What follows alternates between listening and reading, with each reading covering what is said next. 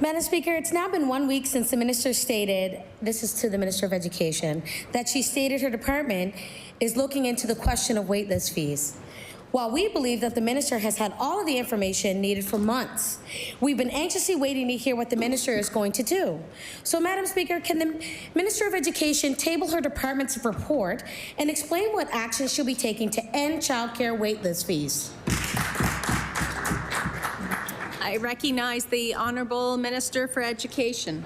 Thank you, Madam Speaker, and thank you to the member opposite for the question. So as we work to transform childcare in Nova Scotia, as we work to create an affordable system of childcare that is accessible and inclusive and provides quality care to Nova Scotians when they need it and where they need it, we have a number of steps along that journey, Madam Speaker.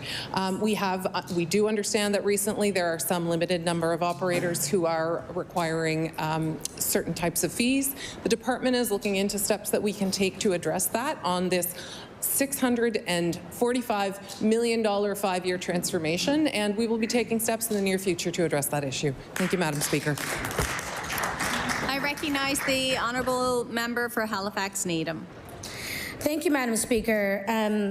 That wasn't really an answer to the question that I had about banning waitlist fees, and the minister does have the power to do so. Madam Speaker, parents are desperate to find childcare, like Jessica Conrad, who recently reported she lost count of the number of childcare centers she has contacted. I call anywhere that I can get their number. This is a very straightforward issue with a very straightforward solution. Families are being forced to pay unfair fees, and the minister has the ability to put a stop to it. So, Madam Speaker, I don't know what other options the Minister of Education is looking for. I can give one. She needs to ban the fees. Will the minister ban the fees? I recognize the Honourable Minister for Education. Thank you, Madam Speaker, and thank you to the member opposite for the question. So the member opposite may not be aware, but our childcare centres are individually operated organizations. They're private organizations, they're not-for-profit organizations. The Honourable Minister of Education has the floor. Thank you, Madam Speaker. And so this is really a patchwork quilt. We are building a system. We don't currently have a system. We have a group of devoted, independently operated centres.